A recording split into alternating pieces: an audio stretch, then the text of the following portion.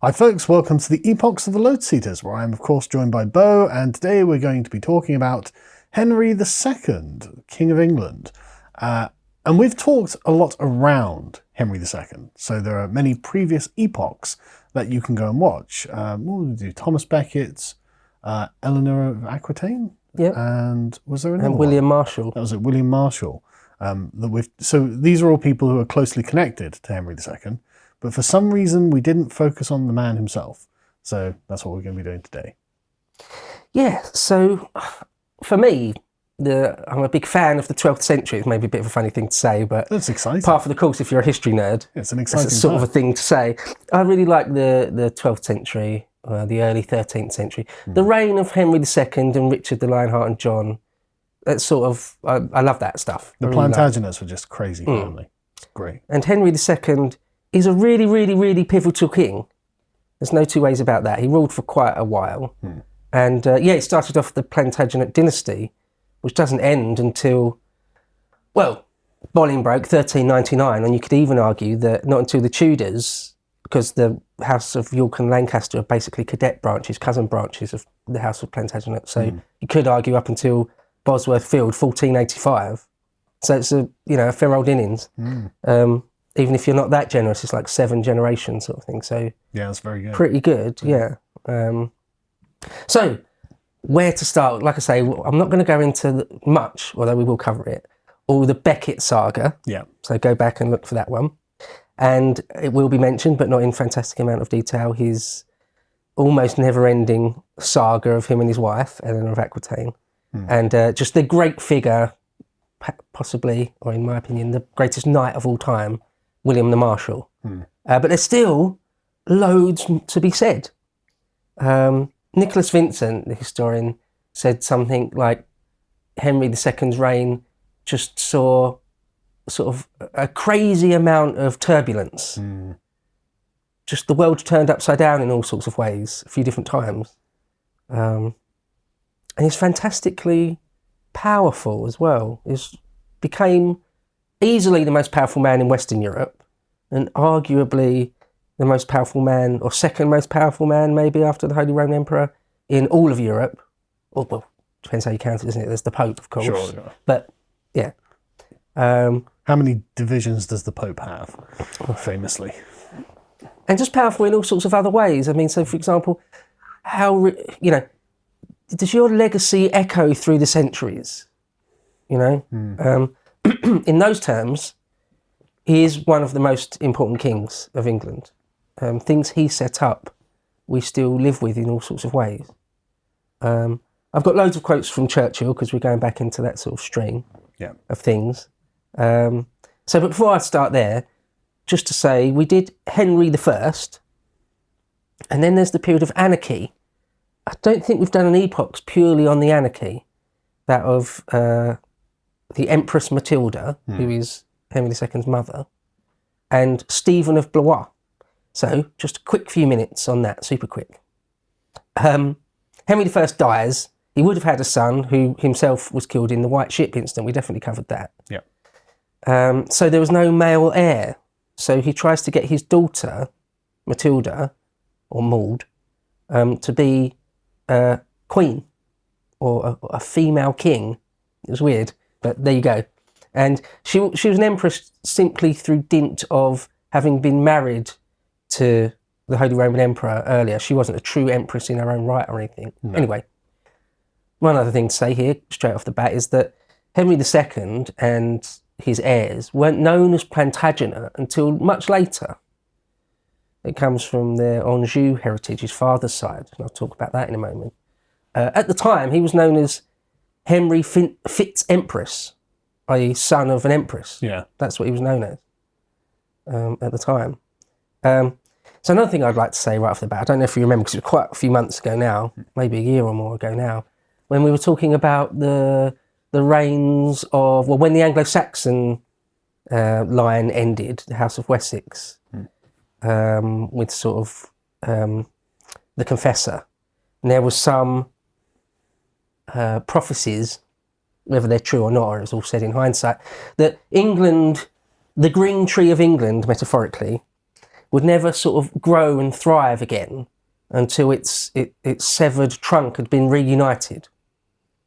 And historians and chroniclers at the time, or not long after certainly, said that Henry II embodies that. Because he is the grandson directly of Henry I. So his great-grandfather was the conqueror. But then through his mother, in a bit more of a tangential way, is also related to the House of Wessex, the old Anglo-Saxons. Right. It is a little bit more... Well, his mother's mother was Matilda of Scotland, whose mother was Margaret of Wessex. Right. Who was the daughter of Edward the Exile.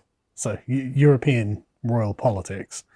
Son of Edmund Ironside, who was son of Ethelred the Unready. So it's a bit, good few generations there, but sorry, I cut you off. But it is a definitive linkage. So, if there was a prophecy, I guess you could see it fulfilled in this. Yeah, if you really tried. Yeah, you can. Well, I don't even think you have to try that hard. Right, yeah. He is direct descendant, there's no question. Yeah. So on his mother's side, he's, his father wasn't a king, but on his mother's side, he's the grandson and great-grandson of the Norman conquerors, and got that House of Wessex blood in there as well. So he's got the blood of kings in him. Yeah, not too far back. And on his father's side, his father was the Count of Anjou, Geoffrey of Anjou, Geoffrey Plantagenet. Apparently he'd wear a particular yellow flower, and in French, I won't bother going into it, but in French it's sort of where the word Plantagenet comes from. Yeah. So that's where that comes from. At the time, they would more often say Angevin rather than Plantagenet. Plantagenet was a bit of a later thing. Okay, so we've got like the 20 years of anarchy. After Henry I dies, Matilda and her own cousin, Stephen of Blois, dispute the throne, and it is about 20 years long. I mean, Henry II here is like about 2 years old when that kicks off. And in a way, his mother's side of this anarchy, this civil war, is sort of all in aid of him in a way. I mean, she wanted to be queen. Sure. At one point, she did get herself crowned queen in Westminster Abbey, but the Londoners didn't like that, and she was kicked out quite quickly, and it's all messy. But in the end, she was sort of too old, really, for, if her side did ever win, that she would ever sort of become the monarch. It was sort of good after a certain point, once he became old enough.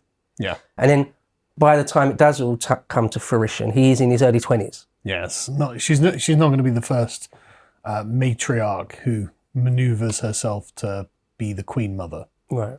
Yeah. Yeah, right. Tale as old as time. And so by the time he is in his early 20s then, Stephen of Blois dies of natural causes, probably. That's lucky. And he had a son as well. I love these, sorry, just to interrupt, I love these coincidental deaths. Again, these happen all the time, and it's just that people died relatively young in the past because the past was rough. But it always is very coincidental. Well, Stephen of Blois had a son who, if you insisted Stephen's claim was legit, his son should have got it. Right. Was it a Eustace? He just happened to die as well. Oh, really? Yeah. Dangerous time in the Middle Ages. He may have been poisoned by some monks. Either way, the path was cleared for Henry Fitz-Empress to become King of England. And it seemed, if you believe some of the accounts, a quick word on the accounts, there's people like Walter Map, Gerald of Wales, John of Salisbury, Richard Fitz-Neal, Peter of Blois, and many other people in the centuries after chronicled all this sort of thing. But there's it's quite well attested then. Yeah, there's quite a few people at the time that chronicled things at the time that have survived, at least in part. Because that's really lucky, because most of the time we've got to deal with literally one or two sources on whatever it is. So if we go back to William the Conqueror, for example, there's very little, relatively little anyway, compared to this. So now I could say that in the reigns of Henry II and Richard and John, we see sort of a little bit of an explosion of the sources. They very deliberately patronised lots of chroniclers and historians and poets and all sorts of things. So as far as the historian is concerned, we've sort of fairly suddenly got a lot more to go on. Wonderful. So that's great. Yeah. Of course, as any good cynical historian should be, you have to be careful of Well, who's paying them to history say will that be and all that kind sort to of stuff. Henry because he intends to write it. Yeah, right. So when he takes over, we're told, if you believe the accounts, that a lot of England rejoiced because they were like, if nothing else, the anarchy's over. Quite, and that seems very likely to me. Yeah. My God, and thank God there's no more troops of armed men coming through to conscript us or steal our provisions in order to go fight a battle I don't care about. Yeah. If nothing else, assuming this new guy has got a strong hand, at least we can have like a government back. Yeah. Because the anarchy, just very quickly to say, seems to have been really terrible. It wasn't just a few knights fighting each other. It turned into like widespread famine and things. Like a true decline of the whole country, certainly in the south, where fields went untilled and there was famine and all that sort of stuff. So it was really quite bad. So hopefully that would be over, and there was apparently rejoicing in the streets and stuff. And it looks like this young new Henry is going to be strong or firm, because the House of Anjou, House of Plantagenet, has got a reputation for being no pushovers. That is part of their reputation.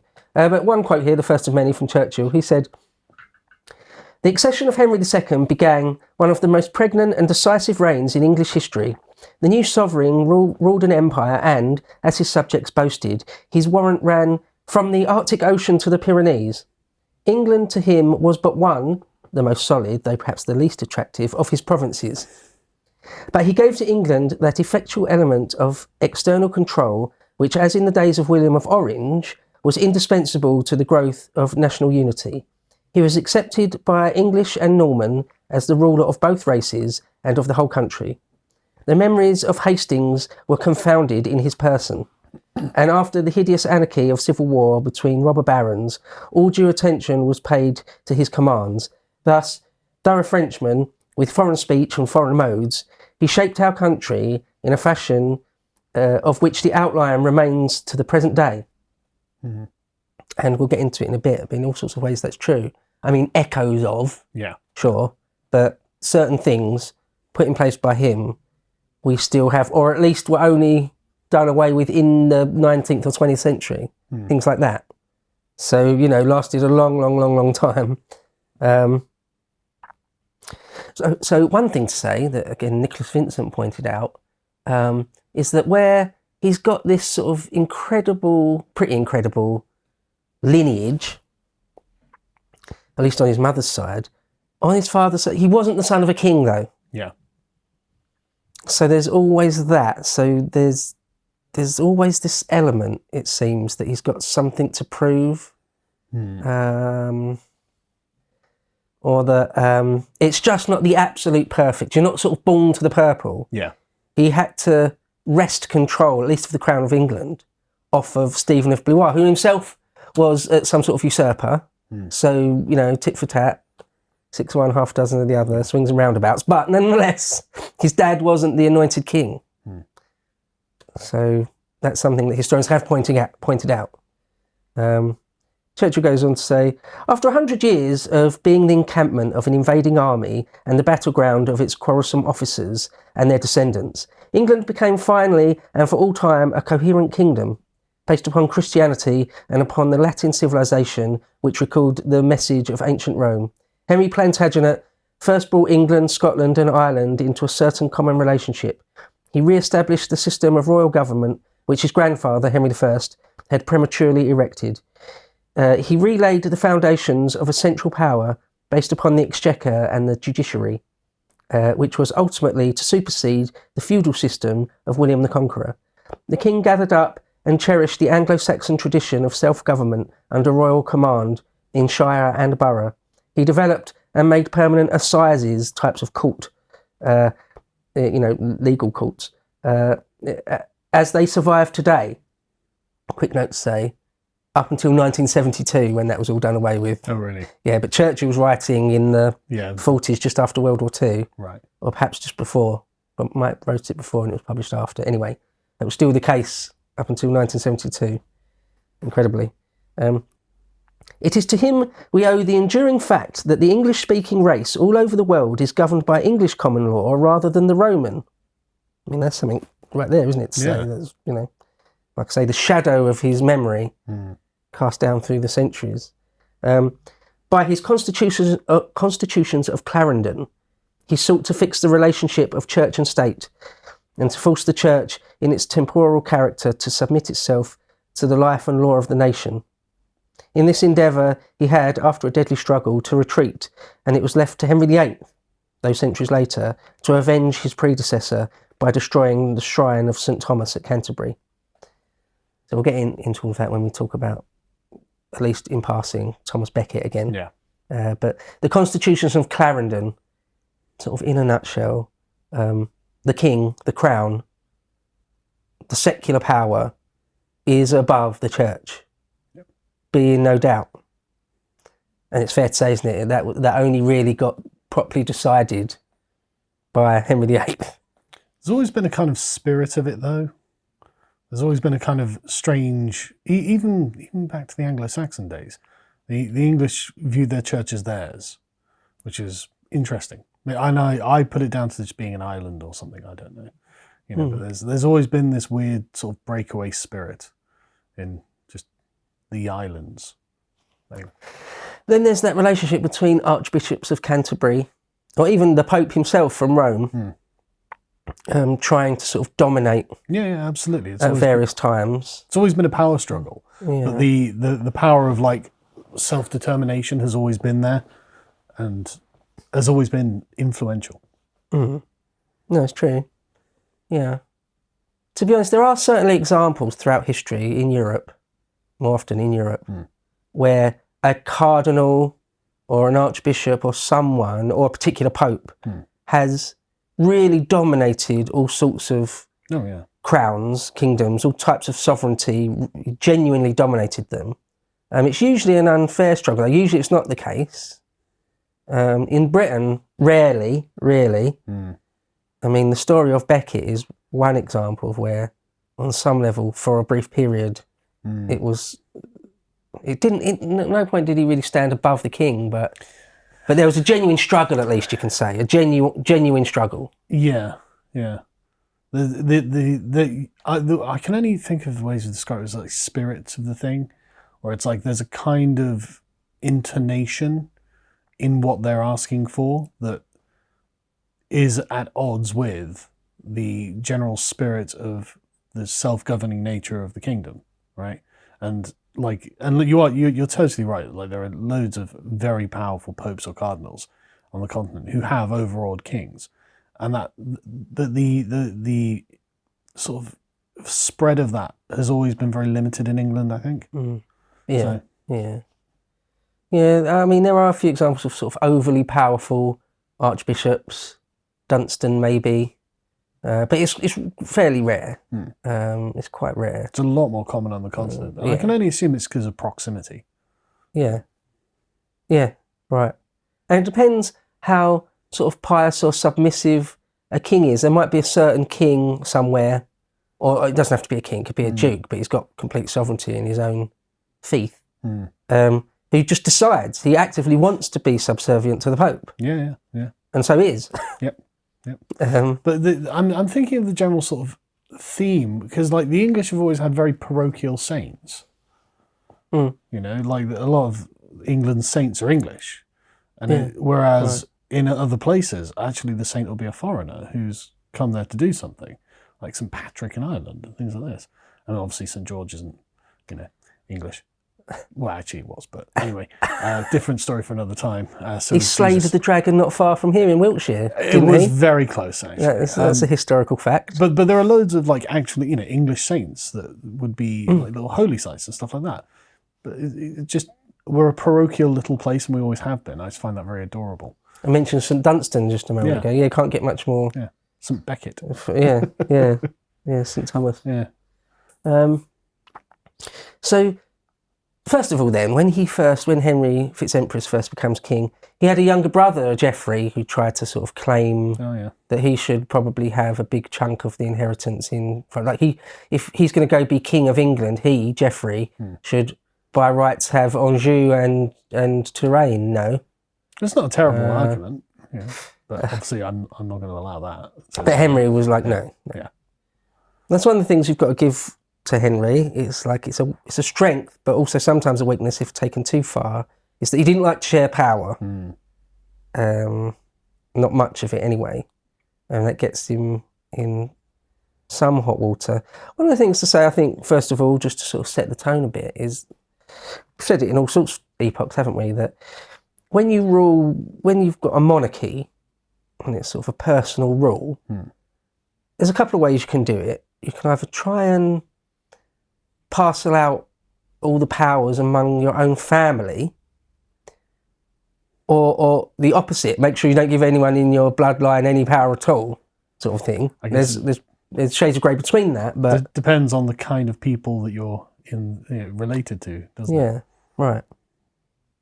So some, like Napoleon, for example, famously liked to give dukedoms and kingdoms to his own family. Yeah. And then other times, what was it? Maybe some of the middle and later Turkish sultans would never give any power to their own kin. Yeah. So they just didn't trust them. It's funny how that goes. Sometimes the only people you can trust is your family, and sometimes that's the last person you want to trust. Anyway, Henry wanted to try and do it to keep it in the family. Didn't work, basically. Basically, that's it in in a nutshell. The biggest overview of the thing is that's how it went. Yeah, I mean, both of his sons revolt against him at some point. Spoilers, by the way. Yeah, all four. He had 4 boys. Oh, was it 4 in the end? Yeah, okay. 4 boys. There's only 2 in the end. Yeah. But we'll get into all of that. In fact, that's what I want to make the mainstay of this Epoch series. Sure. Is that. Yeah. Is sort of those struggles. So certainly after he became king of England, he sort of immediately already vastly increased his holdings, his domains. From his father, Geoffrey, the Count of Anjou, he had Anjou and Maine and Touraine and a bit of France.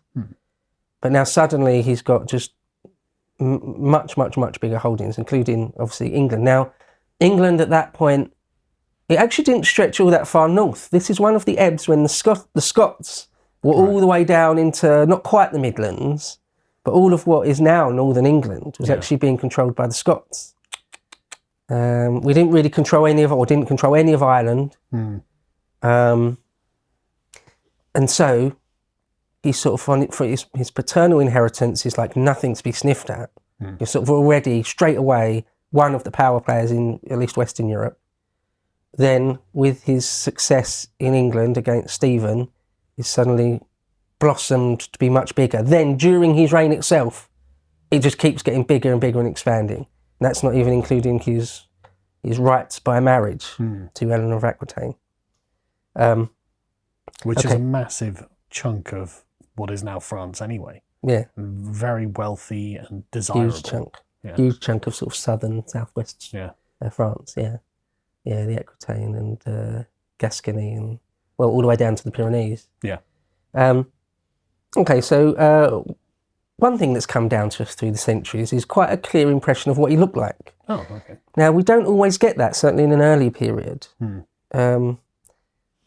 It seems that really early medieval chroniclers, or quite a lot of ancient historians, didn't seem to put a great deal of emphasis on describing what the person looked like. Yeah, I actually encountered this today because I was arguing with people on Twitter because it was announced that there'd be a Hannibal movie. Right. And Denzel Washington was going to play Hannibal. And of course I had people in the replies going, well, he was from Africa, wasn't he? Of course he was black. Now, I actually really like Denzel Washington as an actor, but Hannibal wasn't black. And he was also 29 when he invaded Rome. So Denzel Washington is probably in his 60s at this point. So not the right person to choose. Maybe when he was young, he wouldn't have been terrible or anything. He probably would have actually been quite good at Hannibal, even though aesthetically it would have looked wrong. And so I thought, okay, what I'll do is I'll just pull up some Polybius and just give you the description of Hannibal. It turns out there isn't one. Yeah, It turns out that you've got a lot of description of Hannibal's character, but you don't have a physical description of what Hannibal looked like. And that might be because Polybius never saw Hannibal. It might well be that he's just relying on third-hand accounts or second or third-hand accounts or something like that. but you can judge the character of the man by his actions and by what people said his intentions were and things like this. But I mean, some ancient characters are famous for how they look, like Maximinus Thrax, famous for being just a giant, giant Thracian. So, some of them, when it's very notable, you'll get a description, but most of the time it's not that notable, and you won't. And so it's like, okay. The thing that sprung to mind when you were talking there is Antigonus, one of the Diadochi, who's supposed to be really big and fat and one-eyed. Yeah. That immediately, just that gives you some sort of idea, doesn't it? Yeah. You might get lucky where Alexander, for example, there are contemporaneous busts made of him. Yep. So if you believe those, you've got the likeness of the man right there. Yeah. However, ancient historians, annoyingly, very, very often, just like Polybius, don't give you anything. Might not give you anything. In Plutarch, loads of times, there's a whole life of someone. It's like, well, but wait, what did... Yeah. You haven't said what he looks like at all. Not even hinted at What it. am I picturing? Yeah. Or they'll give you a very vague description. He was a handsome youth. Okay. Yeah. Great. Yeah. But that doesn't tell me much. Sulla had ruddy cheeks. Okay. But he's got red cheeks. I get it. But what does that mean? Anyone could have red cheeks. Anyway. Yeah, often you get nothing, or you get like that one line just saying one thing about them, and you're like, okay, I'll take it, but I would have liked a bit more. Yeah. Yeah. That's why when you do get though a little bit of description physically of them, it's like gold. I always think of that line. I can't remember. I think it might be in Suetonius where it mentions Caesar's balding, and he obviously tried to grow hair and cover it up, and it was always trying to just put a little bit, like a little detail like that is sort of gold. Yeah. For Henry II, we've actually got a full-blown proper description, right? Which is nice, right? Mm-hmm. And he was supposed to be. The first thing they always say is that he was red-haired.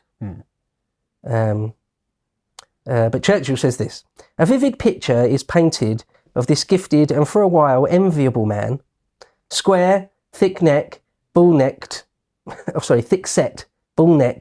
with powerful arms and coarse, rough hands, his legs bandy from endless riding, a large, round head and closely cropped red hair, a freckled face, a voice harsh and cracked. He was an intense lover of the chase and other loves which the church deplored and Queen Eleanor resented. He was a massive philanderer. 12th century Norman king. Yeah, but even by those standards, a bit like... even by those standards, bad. Right, okay, yeah. Like, how aren't you riddled? Yeah. I don't have, I have a great high regard for the chasteness of Norman kings, I have to be honest. I'm not saying I blame them either. He's supposed to have had frugality in food and dress. So one of the things is, he didn't really go in for sort of ostentatious... Justinian I style, endless gold and jewels, particularly. Day is entirely concerned with public business. He did take the job of being king very seriously, the job of governing. His travel was unceasing. His moods various. That's an understatement. Yeah. It was said that he was always gentle and calm in times of urgent peril, but became bad-tempered and capricious when the pressure relaxed. He journeyed hot-foot around his many dominions, arriving unexpectedly in England when he was thought to be in the south of France. Everything was stirred and moulded by him in England and also in his other much greater estates, which he patrolled with tireless attention. See, one of the character traits I actually really admire are people who are calm in an emergency, even if they are a pain in the rear to deal with when everything's peaceful. Like that's fine. It's when the chips are down and you need someone reliable in an emergency. That's you can put up with the insufferableness of their personality outside of it, I would say. I would have thought, I think this is fair to say, although I've never been a leader of men or commanded men in the field, but it seems to me, from everything I know, that you absolutely need to be calm under pressure. You have to. Yeah. It's okay to It's a prerequisite. It's okay to spurg out when there's nothing important going on, but when everyone's lives are on the line, you have to be in control of yourself. It seems even to be a platoon or a company commander, you need that. Oh, yeah. Let alone to be a colonel or a general or a king or something. Yeah. Rewatching Band of Brothers the other day. Oh, yeah. And if you can't keep your head as a company commander, you're useless. In fact, you're way worse than useless. Yeah. You're going to get yourself and all your men killed fairly quickly. Yep. So it's an absolute prerequisite. There's a couple of times in Henry II's reign where it looks like all is lost in a way. It looks like you can't come back from this. Yeah. And his sort of calmness under insane pressure sees him through. To watch the full video, please become a premium member at lotuseaters.com.